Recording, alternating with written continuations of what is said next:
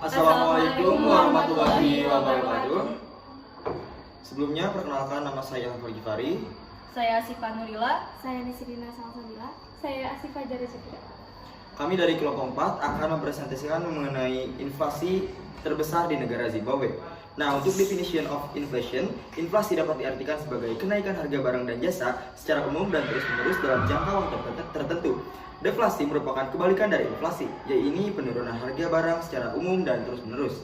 Nah, di sini ada jenis-jenis inflasi. Yang pertama ada inflasi ringan. Inflasi ringan adalah tidak begitu mengganggu keadaan perekonomian karena harga-harganya hanya mengalami kenaikan secara umum. Kenaikan harga pada inflasi ringan adalah di bawah 10% per tahun.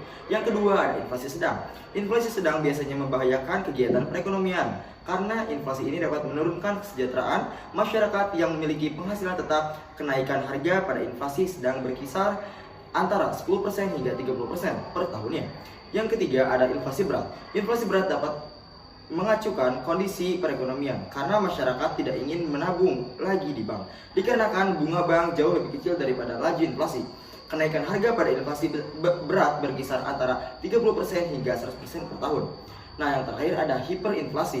Inflasi yang sangat berat adalah inflasi yang sudah sangat sulit dikendalikan karena kenaikan harga pada inflasi ini di atas 100% per tahun. Inflasi di Zimbabwe.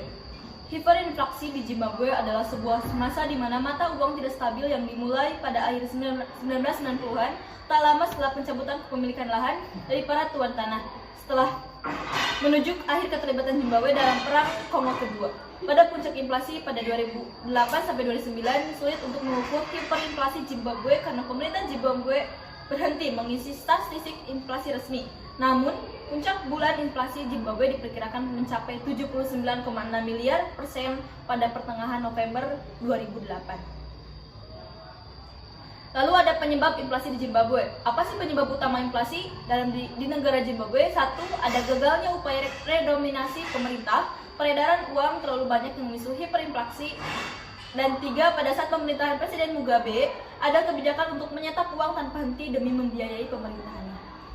Selanjutnya ada solusi untuk negara Zimbabwe. Di sini ada beberapa solusi yang harus dilakukan negara tersebut agar inflasi di negara tersebut itu menurun, yaitu satu, kebijakan fiskal.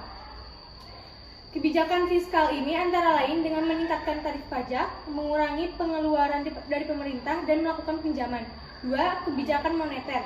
Kebijakan moneter atau kebijakan keuangan bisa dilakukan dengan menambah ataupun mengurangi jumlah uang yang beredar. Kebijakan moneter lainnya adalah dengan melakukan kebijakan operasi pasar terbuka. Kebijakan ini bisa dilakukan dengan cara mengendalikan jumlah uang beredar. Tiga, kebijakan non-fiskal dan non-moneter. Kebijakan non-fiskal dan non-moneter ini dapat dilakukan dengan beberapa cara. Satu, menambahkan hasil produksi. Dengan banyaknya barang yang beredar dari masyarakat, maka perputaran uang akan semakin cepat dan banyak, sehingga uang yang beredar menjadi kembali seimbang. Dua, mempermudah masuknya barang impor. Hal ini bisa dilakukan dengan cara menurunkan pajak dan juga mempermudah perizinan barang impor. Tiga, menstabilkan pendapatan masyarakat. Menjaga pendapatan masyarakat agar tidak naik juga bisa menjadi salah satu cara untuk menekan laju pertumbuhan inflasi yang tak terkendali. Empat, menetapkan harga maksimum. Dengan menetapkan harga maksimum, pemerintah mengharap agar daya beli masyarakat menjadi lebih baik. Lima, pengawasan distribusi barang. Dengan melakukan pengawasan sebagai salah satu cara mengatasi inflasi, diharapkan barang tersebut bisa cepat didistribusikan kepada masyarakat. Selanjutnya, cara Indonesia terhindar dari inflasi. Nah, agar Indonesia tidak terkena inflasi yang berat, Indonesia juga harus melakukan beberapa kebijakan seperti yang sudah dipaparkan tadi. Ada kebijakan fiskal, kebijakan moneter, kebijakan non-fiskal, dan kebijakan non-moneter. Ketiga kebijakan ini adalah kebijakan yang memang signifikan untuk menurunkan inflasi di Indonesia. Sebenarnya inflasi juga dilakukan sebatas mengurangi atau mengendalikannya. Peran terpenting dalam hal ini adalah bank sentral.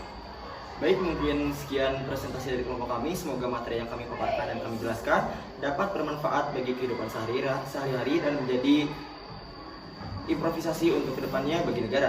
Terima kasih. Wabillahi taufiq wal hidayah. Wassalamualaikum warahmatullahi wabarakatuh.